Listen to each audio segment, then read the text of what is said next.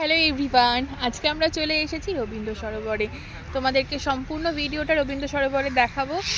তোমরা দেখবে এবং কেমন লাগছে অবশ্যই কমেন্ট করে জানাবে, কারণ তোমাদের কমেন্টই কিন্তু আমাদেরকে উৎসাহ দেয় ভিডিও করার। তো চলো আজকে সারাদিনটা আমরা কি করছি তোমাদের সাথে সব কিছু আপডেট দিব। সবাই সাথে থেকো, পাশে থেকো।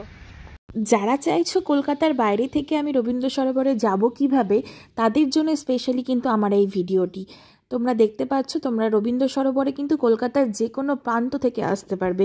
রবীন্দ্র সরোবরে মেট্রো স্টেশনও রয়েছে, লোকাল স্টেশনও রয়েছে, যেটা তোমরা ট্রেনের মাধ্যমে, লোকাল ট্রেনের মাধ্যমে আসতে পারো। আদারওয়াইজ তোমরা যদি চাও তোমরা কিন্তু বাসেও সেখানে যেতে পারো। এছাড়াও কিন্তু তোমরা ওলার মাধ্যমেও সেখানে পৌঁছাতে পারো, কিংবা রিজার্ভ ট্যাক্সি বা রিজার্ভ গাড়িতেও কিন্তু তোমরা সেখানে যেতে পারো। আমরা যেহেতু হাওড়া স্টেশন থেকে গিয়েছিলাম, আমরা হাওড়া স্টেশন থেকে বাস ধরি, লোকাল বাস, এবং সেখানে যাই। মাত্র 20 মিনিটের ডিস্টেন্সে কিন্তু আমরা রবীন্দ্র সরোবরে পৌঁছে যাই। বাস ভাড়া নিয়েছিল আমাদের কাছে পার পার্সন 30 টাকা করে।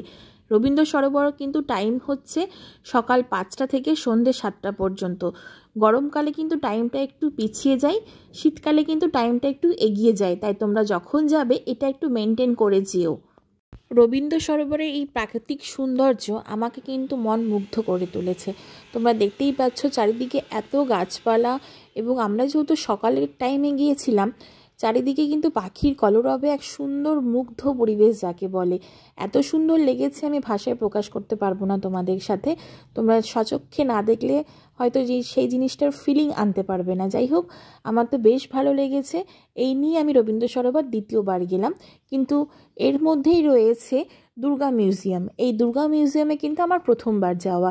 দ্য আর্ট গ্যালারি, তোমরা দেখতেই পাচ্ছ, যারা কলকাতায় থাকো না, কলকাতার বাইরে থাকো, হঠাৎ করে কলকাতা গিয়েছো কিন্তু দুর্গাপূজা নেই, তাদের জন্য একটি সুবর্ণ সুযোগ করে দিয়েছে।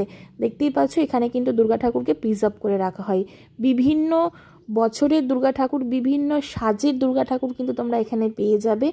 খুব সুন্দর করে দুর্গা মিউজিয়ামটাকে সাজানো। দেখো এখানে লেখা আছে মা ফিরে এলো। সত্যিই কোথাও যেন টাইমে, মানে হয়তো এখন দুর্গাপুজোর সিজন না, কিন্তু তোমরা এখানে সারা বছর দুর্গা ঠাকুরকে দেখতে পাবে। এই দুর্গা মিউজিয়ামের বাইরেটা পুরোটাই কিন্তু টেরাকোটা কাজ দিয়ে গ্রাম বাংলার শিল্পকে ফুটিয়ে তোলা হয়েছে। তোমরা দেখতে পাচ্ছ ভীষণই সুন্দর এখানকার কারুকার্য। বিভিন্ন সাজের ঠাকুর রয়েছে, বিভিন্ন ধরনের বা থিমের ঠাকুর রয়েছে। কিছু কিছু ঠাকুরকে দেখে এমন মনে হচ্ছে যে একদম জীবন্ত টাইপের। তোমরা চোখ দিয়ে না দেখলে সত্যিই বিশ্বাস করতে পারবে না। অসাধারণ তার কারুকার্য, আমার তো বেশ সুন্দর লেগেছে। দুর্গা মিউজিয়ামে প্রত্যেকটি প্রতিমাই কিন্তু একটির থেকে একটি অনবদ্য। প্রত্যেকটি কিন্তু বিভিন্ন থিমের এখানে প্রতিমা রয়েছে। কোনোটা দেখতে পাবে কাঠের থিম, কোনোটা আবার লোহা, কোনোটা আবার ঢাকের সাজের প্রতিমা, কোনোটা দেখে মনে হবে জীবন্ত প্রতিমা।